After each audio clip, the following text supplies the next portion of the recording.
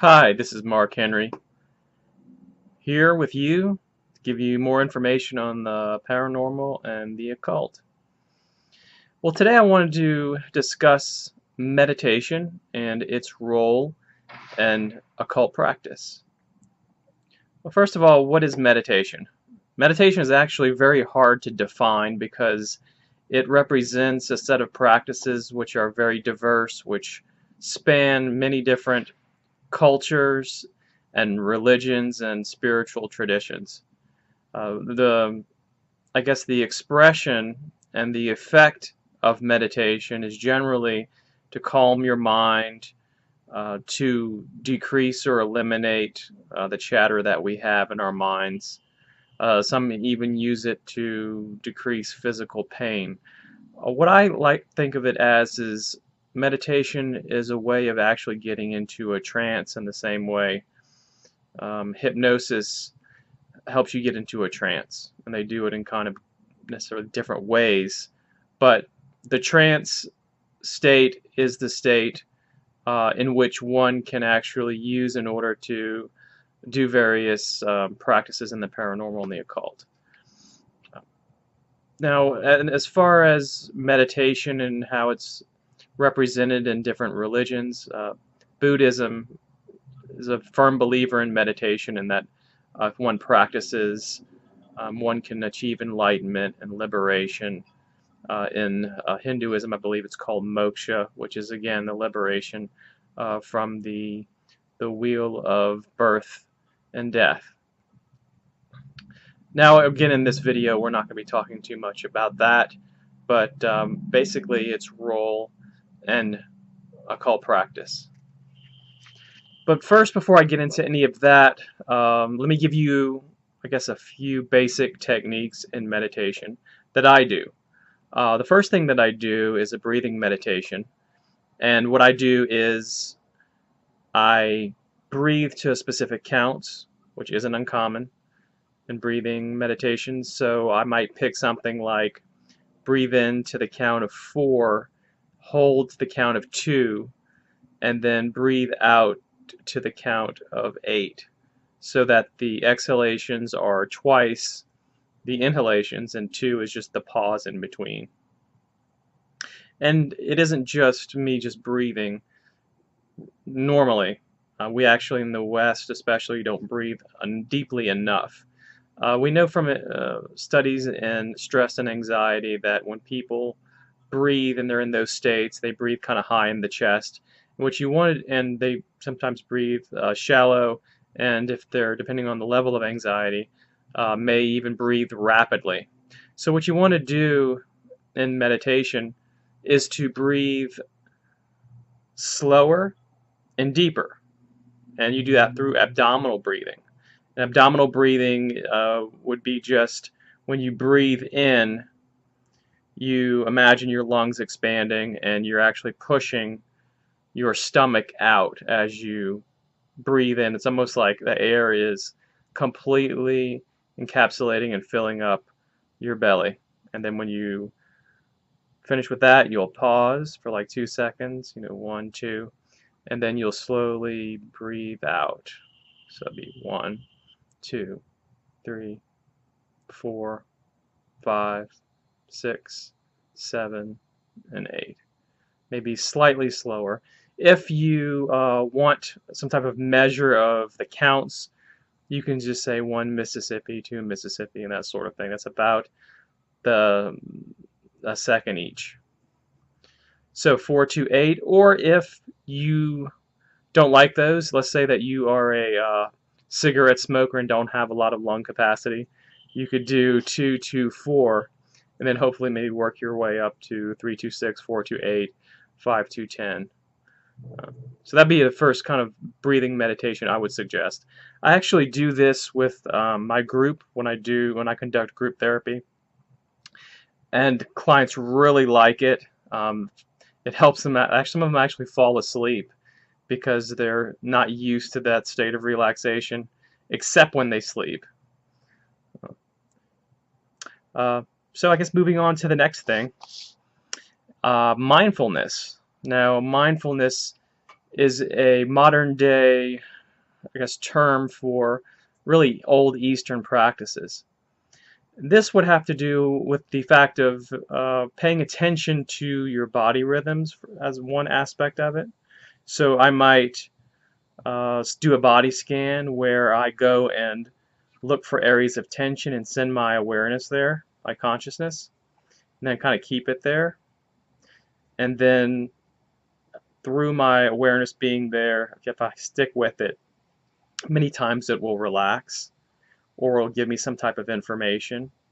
Or it could be I am focusing on an emotion, and by doing that, the emotion may release if it's anger or sadness. Or the whole idea of this mindfulness and focusing attention is that we don't pay attention to necessarily to what's going on. We're moving around unconsciously, and we're just kind of stuffing feelings and not paying attention to pain and all that sort of thing because we're just trying to get through the day. But even when the day is over, many people still, let's go play video games, let's go do this. We're always in the state of doing. That's where the saying is that we're human beings, not human doings. So what mindfulness does is bring all your attention back to you and what you're experiencing in the moment. So it's very Zen. Like I said, it's very old teachings. Now, as far as I told you about focusing on the emotions, doing the body scan, or it could be simply going for a walk in your neighborhood, walking around and just paying attention to each step, listening attentively to what's going around you. Be sure to pay attention to the sights, that sort of thing. I know there's an old mindfulness exercise about putting a raisin in your mouth and feeling the texture and the sweetness and that sort of thing. I did that in a mindfulness course, and I don't like raisins. They're just nasty, and it just took everything away. Maybe I should have paid more attention to the nastiness, and maybe I'll get more into the mindfulness. But I just had to spit it out. So anyway, let's see. So mindfulness, the breathing exercises. But let me tell you a little bit about what you can do with mindfulness and what you can do with meditation, with the breathing. Again, before I mentioned that it has to do with the state. When we're doing these sorts of practices, we are kind of tuning into ourselves. And at the same time, we are expanding our awareness of what's around us, especially when we're talking about that walking meditation. When we're experiencing things and just kind of observing them and letting them go, we're not becoming attached to the thoughts, and we're not becoming attached to the pain. We're just focusing our attention, experiencing, and letting it go. That is a useful skill when you're doing occult work. One use for this is when you're astrally projecting. So if you've never astrally projected, that's okay. We're just kind of talking about what's required. And what's usually required is one is the ability to focus your mind pretty acutely, which the meditations I mentioned are really good at. It's good for training distraction, those practices. But anyway, what you're going to need to do is to focus your mind on a specific thing, to relax, and to basically let your spirit and your mind separate from your body. Another thing that it's really good for is spirit communication.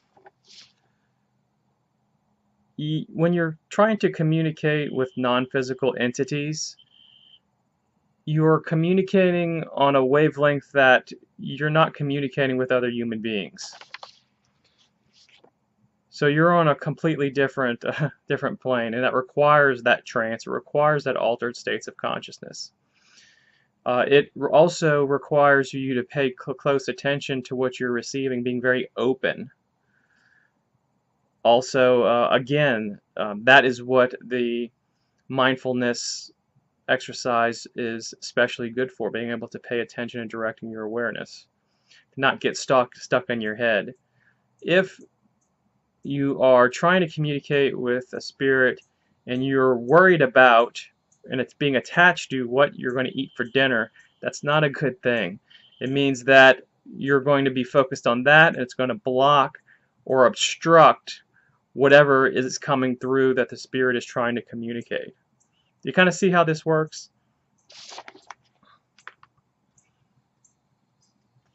Also, and by the way, if you ever see me looking down, it's because I take this really seriously, and I write notes to myself just so I stay on track, because inevitably I will get off track and go off and talk about something maybe even unrelated. So I do this for y'all.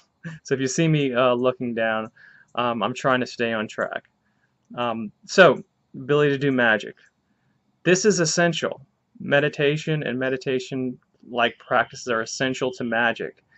There's a author that I like. His name is Jason Miller. He wrote Financial Sorcery and other books related to magic. And he says that if he were given the choice of having one skill, all the magical skills that he's developed in meditation, he would get rid of everything and keep meditation. Because without meditation, you can't do anything related to the spiritual or the magical anyway. There's something about it that connects you to the non-physical. It connects you to yourself. It calms your body. It calms your mind. It does so many different things that without it, why bother with anything else? Everything else becomes that much harder. And I tend to agree with them too. I believe that magic and the ability to focus your mind impeccably, or as Carlos Castaneda said in the Don Juan books, you must have impeccable intent to do the work if you want to do it extremely well, to do magic. So consider that. Also, we're talking about energy work. One tends to go into a trance when they're doing the energy work, and the ease with which you can go into that through meditation or some other vehicle is important. Again, if you're worried about this or that, and you cannot get into that state of mind where you can channel energy out through your hands or through your eyes or through your breath or through other type of means or through your mind, you're going to run into problems. So the ability to go into trance through meditation, again, is essential for any type of work in the occult. That's basically it. Thanks for listening to me, and please subscribe and like, and I will see you again soon. Thanks a lot.